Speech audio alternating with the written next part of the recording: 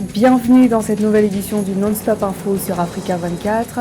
Au sommaire de l'actualité, fin de la tournée africaine du secrétaire d'État américain Anthony Blinken qui s'est rendu ce jeudi 11 août au Rwanda. Une dernière étape qui lui a permis d'alerter sur le risque d'instabilité régionale face aux tensions diplomatiques entre le Rwanda et la République démocratique du Congo. Le développement des infrastructures devrait connaître une nouvelle dynamique sur le continent, ceci grâce à la mobilisation d'investisseurs institutionnels. Le Fonds Africa 50 et la Banque africaine de développement annoncent plusieurs initiatives en ce sens.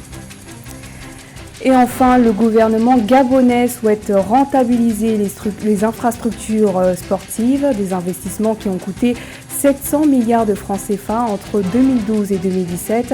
Dans cette perspective, les autorités misent sur la création d'académies sportives. Il s'agissait donc ce jeudi de la dernière étape de la tournée africaine d'Anthony Blinken, le chef de la diplomatie américaine qui était au Rwanda, après s'être rendu en Afrique du Sud et en République démocratique du Congo. Le secrétaire d'État américain a été reçu par le président rwandais Paul Kagame. Il a également tenu une conférence de presse aux côtés de Vincent Biruta, ministre rwandais des Affaires étrangères, au cours de laquelle il a fait part de ses inquiétudes quant au risque d'instabilité dans la région. Des inquiétudes nourries par des allégations sur le soutien présumé apporté aux groupes armés dans l'est de la République démocratique du Congo. Je vous propose de l'écouter.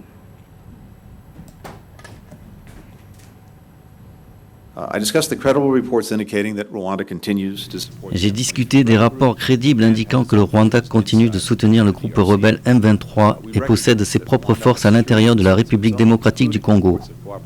Nous reconnaissons que le Rwanda a ses propres problèmes de sécurité, y compris des rapports de coopération entre l'armée congolaise et les forces démocratiques pour la libération du Rwanda, un groupe armé.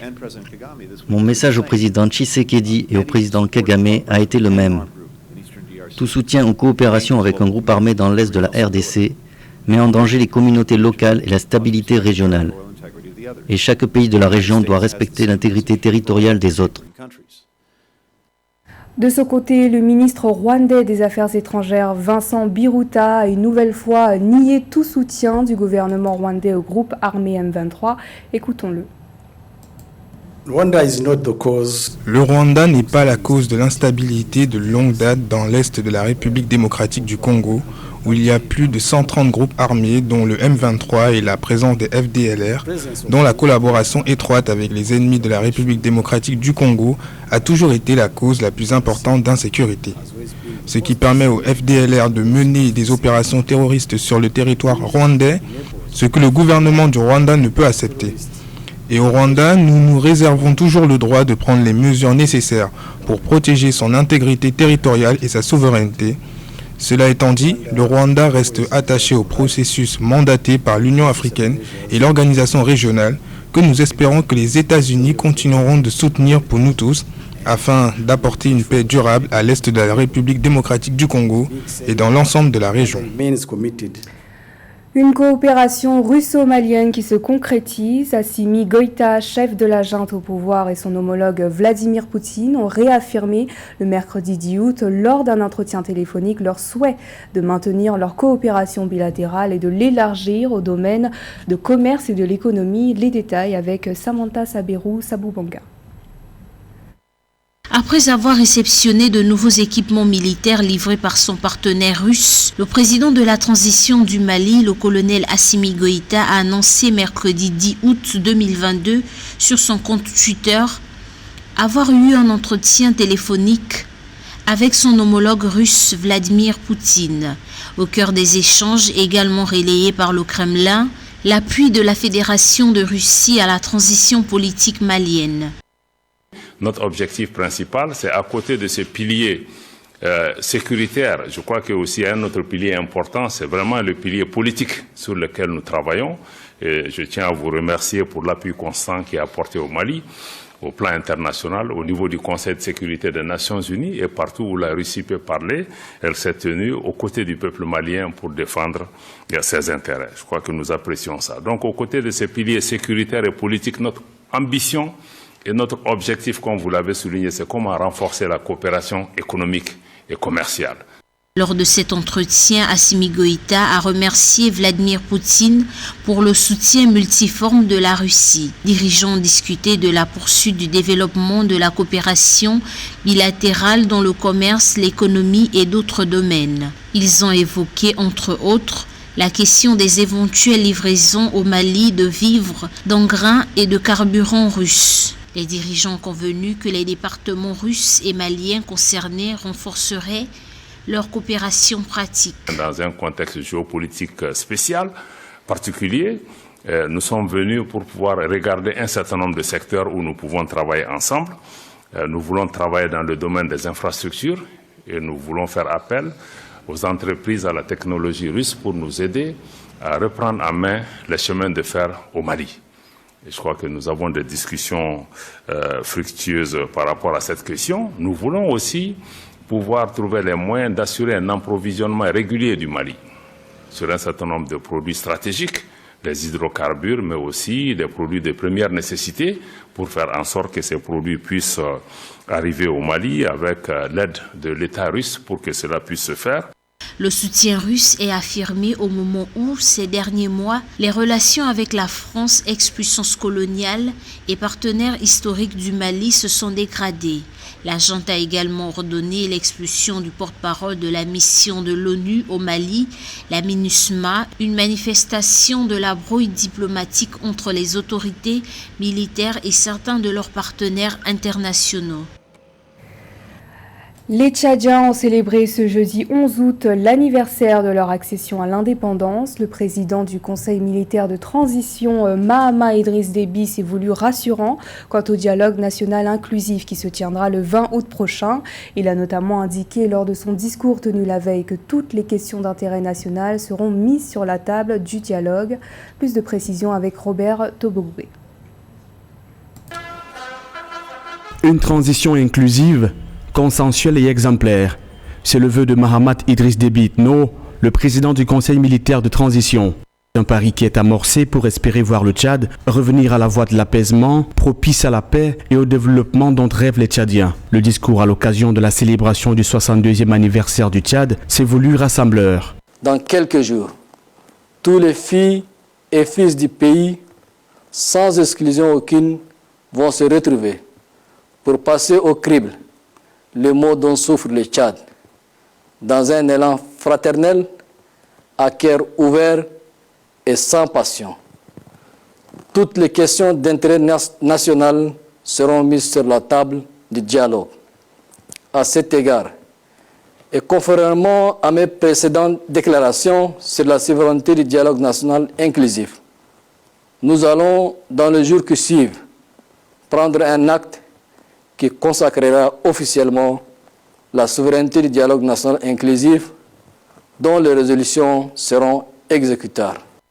Le président de la transition estime qu'un important palier a été franchi dans le processus de transition et qu'il faut maintenir le cap. Mahamat Idriss Déby promet une nouvelle fois un dialogue sans tabou, assurant que toutes les questions d'intérêt national seront mises sur la table. Il appelle les groupes rebelles réticents à plus de flexibilité pour un intérêt commun et un solide retour à la paix. Aujourd'hui, plus que jamais, nous sommes face à notre responsabilité devant l'histoire.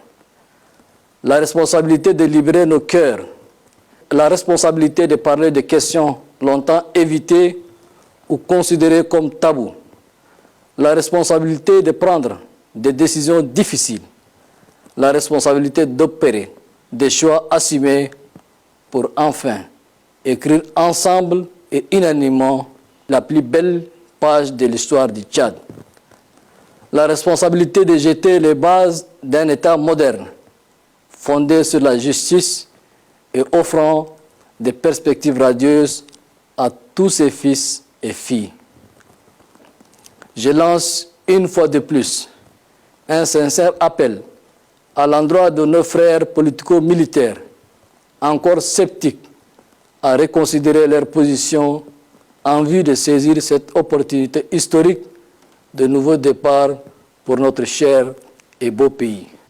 62 ans après l'accession à l'indépendance, le président du CMT veut que le Tchad montre un autre visage que celui des troubles. Mahamat Idriss Déby appelle à la sagesse et au dépassement de soi pour donner l'espoir aux Tchadiens qui ont tant enduré dans la résignation. Le retour à l'ordre constitutionnel connaîtra peut-être un virage déterminant le 20 août 2022, jour prévu pour le dialogue national inclusif. Toujours dans l'actualité au Burundi, la révocation de 40 magistrats a été prononcée par le président du pays, Évariste Ndayishimiye, ce mercredi 10 août. Corruption et mauvaise gestion sont les motifs de cette révocation, faisant encourir à ces magistrats une peine d'emprisonnement qui pourrait aller jusqu'à 30 ans. Le Conseil supérieur de la magistrature avait donné un avis favorable à cette révocation. Pour rappel, le président du pays s'était engagé en 2020, lors de son entrée en fonction, à lutter fermement contre la corruption dans le pays.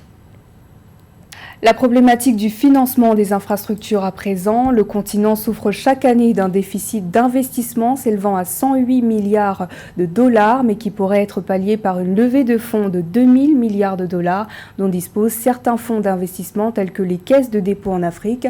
Seule difficulté, le continent peine à trouver des investisseurs institutionnels dans le domaine. Nathalie Mou. Le déficit des investissements en infrastructures de l'Afrique s'élève à 108 milliards de dollars chaque année. Pour son essor, le continent doit investir massivement dans l'énergie, les transports, les TIC, la santé, l'eau et l'assainissement. Les fonds de pension, assureurs fonds souverains et caisses de dépôt africains disposent de 2000 milliards de dollars d'actifs capables de financer le développement. Cependant, la levée de fonds pour les infrastructures fait encore face au manque d'opportunités bancables, selon la Banque africaine de développement. Il y a quelques cas où on a vu les investisseurs institutionnels investir dans l'infrastructure africaine, mais pas suffisamment. Ce que nous voulons maintenant, c'est d'augmenter sensiblement ce montant-là. Et nous avons bon espoir que les initiatives comme le Forum des investisseurs souverains africains, Salian Africa 50 et la Banque africaine de développement pourront en fait dynamiser ce domaine-là. Et je pense aussi que quelquefois, quand il y a des leaders qui montrent la voie, peut-être que les autres vont suivre et c'est notre espoir.